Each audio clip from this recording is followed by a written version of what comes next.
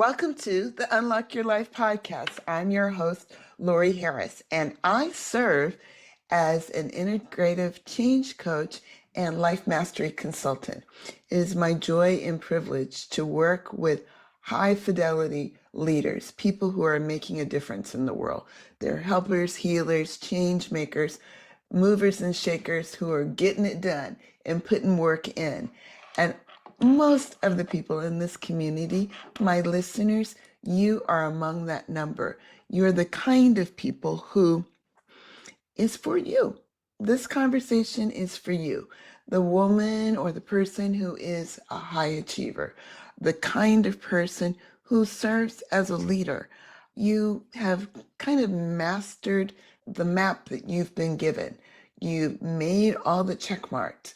You hit all the high notes, and you've done the things that was put upon your heart to do. And as you start looking at the landscape of your life, you start to wonder, is there some territory, some part of the map that you have yet to discover? Recently, I was at a luxury retreat center with my girls. This was a beautiful place in Arizona, and we were with a group of people who are known as the leaders and the champions. The leaders are people who have been anointed and thanked by the founder for the work that they do in the world, for the way they show up.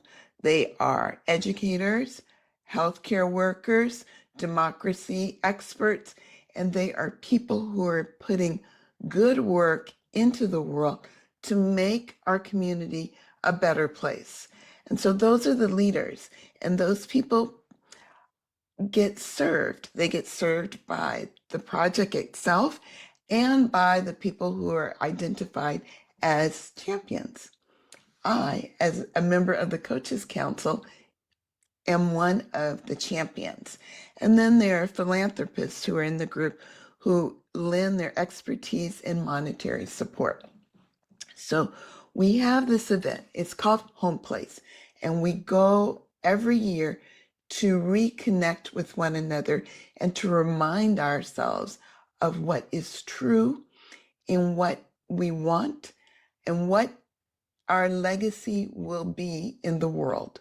We're thinking about how do we want to effect and impact the planet, our lives, and the people in it. So what's unique about being at Home Place is after spending 18 months together and serving and pouring into the leaders, the champions and the leaders get poured into. We are not there to serve, but in fact are there to celebrate life, to celebrate our life as it's showing up uniquely as us. And this conversation today with you is for you as a high achiever, as a person who has kind of mastered the map that you've been given. And you're starting to wonder and suspect, are there whole areas that you have yet to explore? While I was at the Home Place, we checked in with one another. And what's beautiful about this is that you get to have these really gorgeous and nourishing and enriching conversations. These are places where we are asking different questions. And it's a beautiful thing when normally I am the person holding another person's vision, holding their dreams, and being a partner in believing. Well, now at this retreat, I am being held. And the truth is, when I'm with these women, there's a part of me that is deeply honored, honored to be a part of the experience, honored to be able to serve them, and honored to hear and be part of these elevated conversations, because I tell you, they are asking different questions and they want to serve in a different kind of way. And so, here on the podcast, we answer questions about What do you do with an idea? And oftentimes, my listeners, my clients, they are people who are reaching a critical point. They are looking at their lives and they might feel like they're at a fork in the road. And so I have often referred to this as, what is my next chapter? What is my next chapter? But this weekend, while I was with these gorgeous leaders and champions, we were introduced to a whole new question. The question was, what if it's not about a whole new chapter? What if I am being pulled and led to answer the question, what if this is a whole new book for me? A whole new book. And that leader was having to sit with and contemplate and wrestle with that question. And for me, it was kind of like a defibrillator because it woke me up as well. It's not a dramatic thing, but it can be acting as a clarifier, like those things that are going on in the back of our mind and they're not quite sure how to define them. Well, I know what it's like to be at that place in life when you think you've done all the right things and you're moving along, you're matriculating through life, doing what is expected of you. And so you might be having your own kind of white picket fence experience where you've got the spouse, you've got the offspring, you have the home, you have the vehicle, you have all of the accoutrements that suggest in this culture you have success. And you start to wonder, is this it? And that's was remarkable to me that this person was going through asking that question. But given how grounded and respected and accomplished I find this woman to be, I was really kind of humbled that she shared this question with me because it reminded me that all of us, as members of this big, beautiful world, are pulled toward growth. And sometimes growth and expansion is not going to look the way you expect it to look. Sometimes it doesn't look like the next rung on the ladder.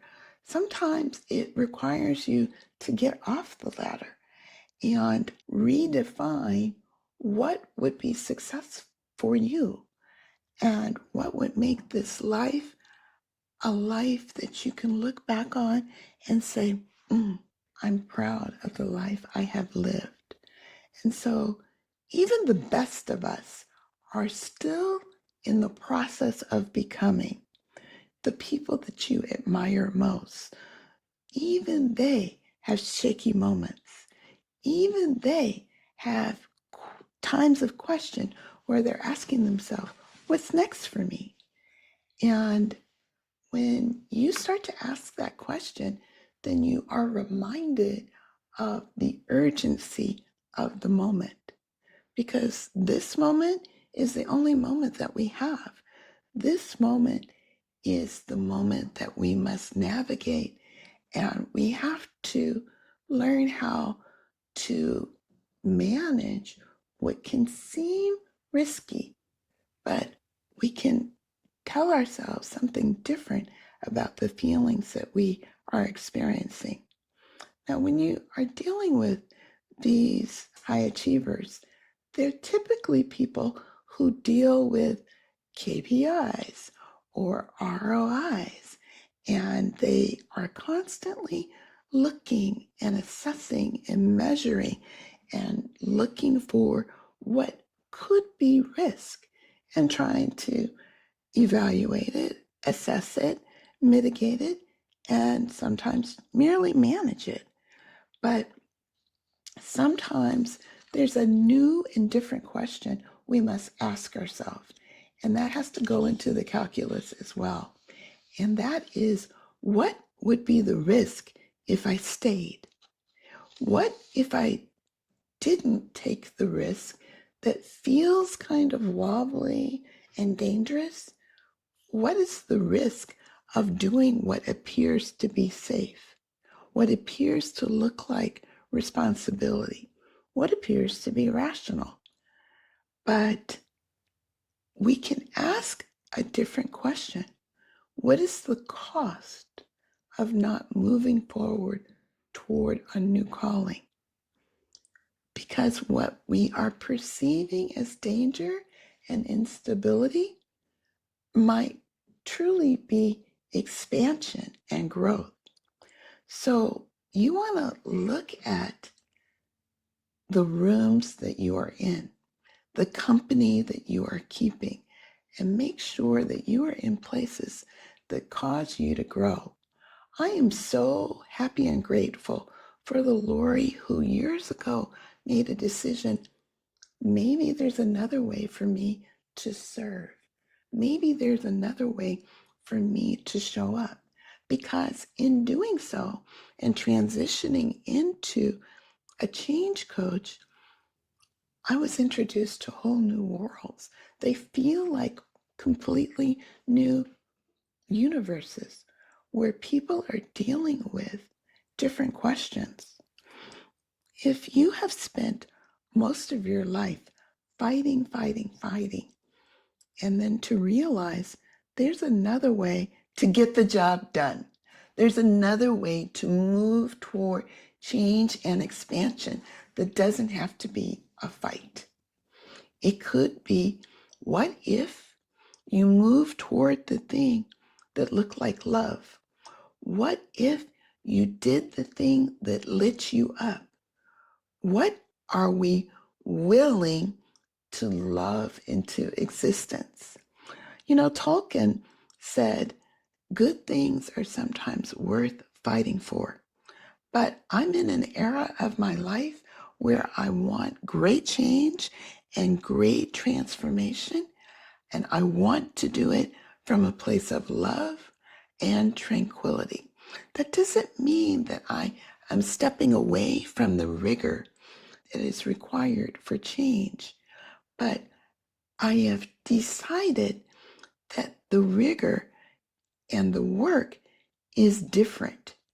It is not in a fight. It is in developing and building a new skill set, a new mindset.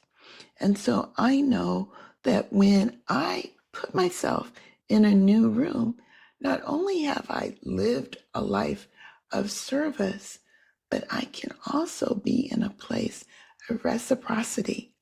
It is okay for us to receive, even as a coach, probably especially as a coach, because we all need places where we're not performing, where we're not leading, and where we are, in fact, being supported.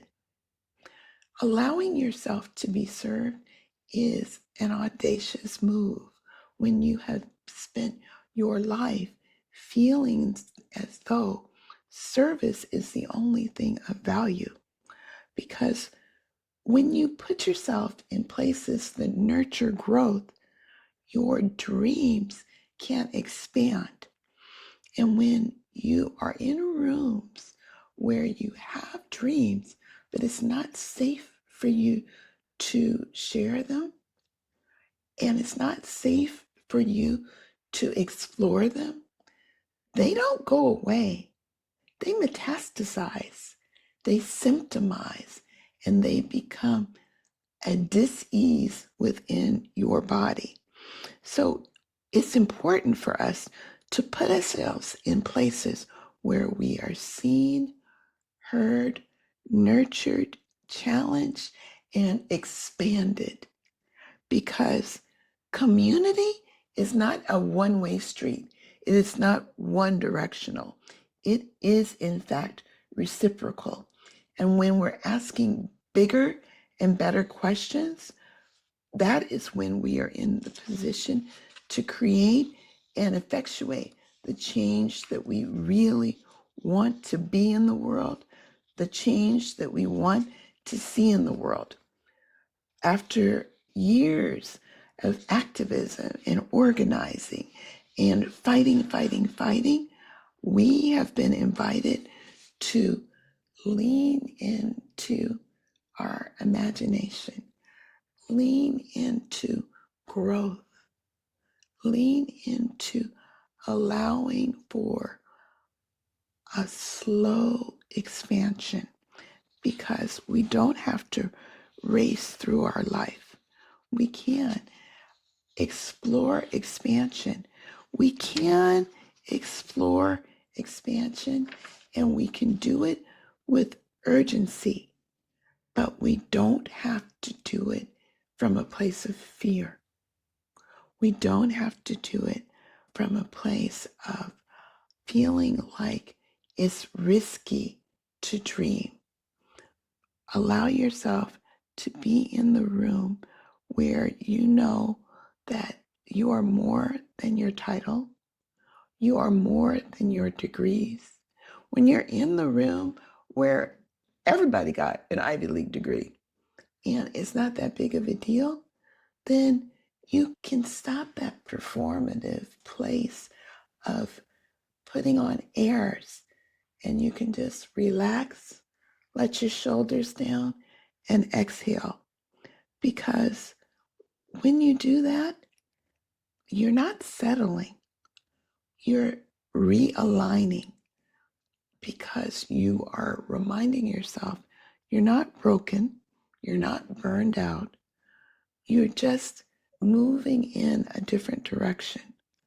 Because the way we have been built to create a successful life and design and define what success looks like, once you know that that no longer serves you, then you're in a position to ask a new question, a bigger question, and to do something that lights you up, to go toward the sparkle, to go toward creativity, because there is growth and expansion available to you in that place, and we don't have to fear it. So remember, more life is available to all of us, even now, even in moments where it might feel really difficult, might feel difficult politically, might feel difficult from a national point of view or local politics.